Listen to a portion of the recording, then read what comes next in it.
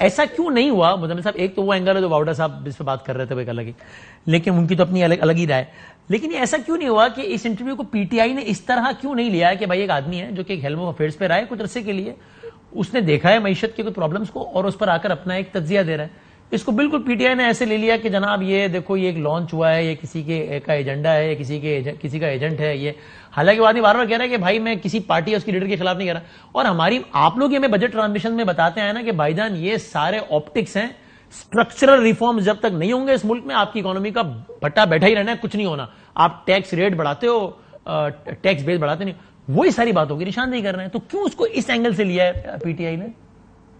बस शमूल आप क्या? देखिए मैं इसमें आपको एक बात बोलूं कि प्रोग्राम का जो उनका कंटेंट था ना उसका 20% ऐसा था जो गैर तस्दीक शुदा और गैर जरूरी था। बाकी उनकी किसी बात पे एतराज नहीं है कि मुल्क में स्मगलिंग हो रही है, मुल्क में रियल स्टेट वाले क्या कर रहे हैं, रिटेलर क्या कर रहे हैं। उन्होंने एक जो मैंने स्टेटमेंट देखा वो खानजादा साहब का प्रोग्राम था, उसमें उन्होंने ये कहा कि मैंने जाके 2019 में वजीर आजम को कहा कि जी मुल्क दिवालिया हो गया। सही है। और वजीर आजम ने कहा कि अच्छा, उन्होंने कहा आप असद उमर से पूछ लें। तो कहते हैं वजीर आजम साहब ने फोन उठाया और असद उमर को फोन कर दिया और असद उससे पूछा कि असद क्या मुल्क दिवालिया हो गया? तो असद ने कहा आपको नहीं पता था। तो मतलब दिवालिया वसीम भाई, मतलब ये एक ऐसी चीज है कि अगर दिवालिया का 10% भी अगर मुल्क में हो जाता है, ये कोई सीक्रेट नहीं कि उसको आप छुपा के रख सकते हैं। तो वो कुछ अच्छा, एक जुमला देखना, क्योंकि मुझे नहीं अब मुझे नहीं मालूम कि उन्होंने ये अल्फाज क्या शब्बर साहब ने ये कहा कि चेयरमैन पीटीआई ने कहा कि असद मुल्क दिवालिया हो रहा है, या मेरा ख्याल जितना मुझे याद है पूरे इंटरव्यू के अंदर क्लिप्स नहीं निकाल के रखे हुए, उन्होंने कहा कि यार ये शब्बर क्या कह रहा है कि इकोनॉमी की क्या सूरत हाल है। और शब्बर साहब की बातों से मुझे तो इंप्रेशन मिला जैसे वो उस वक्त के वजीर आजम को बता रहे थे कि मुल्क दिवालिया की तरफ चला जाएगा अगर आप इसी तरीके से इसको चलाते रहे सारे मामले को। वो ये कह रहे थे और वो कह रहे कि आज देखो चला गया आहिस्ता आहिस्ता। कह रहा था कि मैंने पढ़ा, मैंने देखा, मैंने इस पे बाकायदा उनको रिबट किया और उन्होंने फिर उसको क्लैरिफाई भी किया कि मैंने ये नहीं कहा। मैंने अब वो कहते हैं कि कभी कहते हैं मैं 2012 से बोल रहा हूँ कि मुल्क दिवालिया हो जाएगा। अच्छा, आप घड़ी भी अगर खराब घड़ी हो ना बदामी भाई, तो वो दिन में 2 दफा सही टाइम दिखाती है, ठीक है ना। तो आप रोजाना एक ही बात बोलते रहे, कोई ऐसा स्टेज आ जाए, कोई मामला ऐसा आ जाए कि वो उस चीज का जिक्र हो जाए, आपके देखो मैंने बोला था। तो शब्बर भाई जो है, मैंने आपके साथ शब्बर भाई के साथ बहुत प्रोग्राम किए। शब्बर भाई ने कई दफा इस बात को रिपीट किया। मैंने 21 दिसंबर पता नहीं 2021 में बोला था पहली दफा यूं बोला था। ये तो देखें, ये इस तरह की चीज, एक उन्होंने इल्जाम ये लगा दिया। दूसरा देखें, बात यह है कि जब भी हुकूमत का काम होता है कि जब भी कोई टैक्स लगाती है तो रद्द अमल आता है। जिस पे टैक्स लगता है ना उस तरफ से रद्द अमल आता है।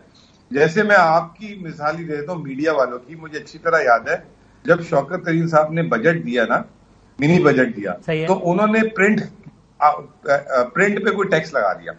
तो मुझे एपीएनएस के उस वक्त के जो नंबर 2 थे उनका फोन आया कि यार शौकत साहब से मिलने जाना है, तो शौकत साहब का कराची मीटिंग करा दो। तो मैंने शौकत साहब से बोला एपीएनएस वाले मिलना चाह रहे हैं आपसे। शौकत साहब ने कहा ठीक है। तो वो उन्होंने कहा मैं वीकेंड में कराची में होऊंगा, और ज्यादातर एपीएनएस के लोग भी कराची वाले ही थे ना। तो फिर शौकत साहब से वो मिलने गए बाकायदा, और उनके घर मिलने गए। अब इसका क्या मतलब है? अब शब्बर साहब ऐसे बोल रहे हैं कि कोई यूनिक काम हो गया, कोई उससे मिलने चला गया। जैसे उन्होंने 4-5 लोगों के नाम लिए कि फलां शख्स आ गया मेरे पास, उसने कहा ये टैक्स नहीं लगाओ। ये एक नॉर्मल रद्द अमल होता है भाई। जब टैक्स लगता है या कोई एक नया पॉलिसी साजी होती है, वो एसोसिएशन अपनी तरफ से जोर मारती है, चाहे चीनी की हो चाहे सीमेंट की हो। अभी तनख्वाहदार को तनख्वाह पर टैक्स लगा, जो गलत लगा वो भी चीख रहे चिल्ला रहे। अब आप ये एक नॉर्मल होता होगा, बिल्कुल सी नॉर्मल प्रैक्टिस होगी कि जना वो हमें याद। अब पहले की बात है, मुझे याद है जब ये पीपल्स पार्टी और नून की जब एक साथ वाली गवर्नमेंट आई थी, इसाक डार वजीर दाखिला थे, उस जमाने में उन्होंने डॉक्टर शाहिद मसूद को इंटरव्यू देते हुए कहा था, नए नए वजीर खजाना बने थे, दुबई से इंटरव्यू करते डॉक्टर शाहिद मसूद, इसाक डार ने कहा था कि ये जितने भी स्टॉक मार्केट में सेठ बैठे हुए ना, इन सबको अब टैक्स देना पड़ेगा डॉक्टर साहब। वो अगले दिन एक जहाज उड़ के गया था, सबसे सारे बड़ों से मुलाकात हुई और फिर वो टैक्स वापस। और ऐसी 100 और एग्जाम्पल है। ये तो ठीक है, लेकिन ये भी तो एक फैक्ट है या नहीं है? आप बताएं मुजम्मिल साहब, आपकी राय में, कि भाई बहुत सारे तबके हमारी मईशत के ऐसे हैं जो कि जिन पर टैक्स नहीं है होना चाहिए या कम है ज्यादा होना चाहिए, और वो नहीं होता। और वो इसीलिए नहीं होता कि ये सारे तबके अपना पॉलिटिकल पावर इस्तेमाल करके नहीं होने देते। मैं अपने बचपन से सुन रहा हूं, जब से आप लोगों के साथ ट्रांसमिशन करता हूं कि भाईजान एग्रीकल्चरल इनकम पे टैक्स नहीं, तो नहीं लगता ना। और इसकी वजह ये है ना कि जनाब वही लोग पार्लियामान में बैठे हैं और अपने काम नहीं होने। तो ये बात गलत है क्या? ये गलत कह रहे हो? देखें, सबसे पहली चीज तो ये बता दूं आपको कि जो ये है कि पाकिस्तान में एक प्रिंसिपली, आप हमें भी जानते हैं, आपके साथ जो है 2004-5 से हम प्रोग्राम कर रहे हैं। हाँ। और जितना पुराना मतलब ये प्रिंट और इलेक्ट्रॉनिक मीडिया है, बस हम उससे 1-2 साल मतलब यंग होंगे। तकरीबन 2004 से मैं बजट ट्रांसमिशन पे बैठ रहा हूँ, ठीक है। पाकिस्तान में हम हमेशा से एक बात बोलते आए हैं कि जो भी काबिले टैक्स आमदन है इनकम है ना, उस पर टैक्स लगना चाहिए। बिल्कुल याद हो लगना चाहिए। ये प्रिंसिपल स्टांस है, चाहे वो पेंशन ले रहा हो, चाहे काला ले रहा हो, चाहे गोरा ले रहा हो, चाहे बूढ़ा ले रहा हो, चाहे जवान ले रहा हो, चाहे वो सिंधी हो, पंजाबी हो, डॉक्टर हो, इंजीनियर हो, वकील हो, ठीक है। सही है। अब इसमें कोई गलत बात नहीं है, लेकिन जिस तरह वो प्रोग्राम को अगर आप देखें ना, वो प्रोग्राम हुआ था 8 मुहर्रम को, ठीक है। और फिर आपको पता है 9-10 को छुट्टी थी पाकिस्तान में और 11 संडे था। मैंने खुद जो है 8 मुहर्रम को 3 से 4 प्रोग्राम रिकॉर्ड कराए 9 और 10 तारीख के लिए, क्योंकि ज्यादातर एंकर हजरात भी जो है आपको पता है छुट्टी और स्टाफ की अवेलेबिलिटी सही है। उस प्रोग्राम को आप देखें, उसमें कोई ऐसी कोई बात नहीं थी, उसको बड़ा किया गया।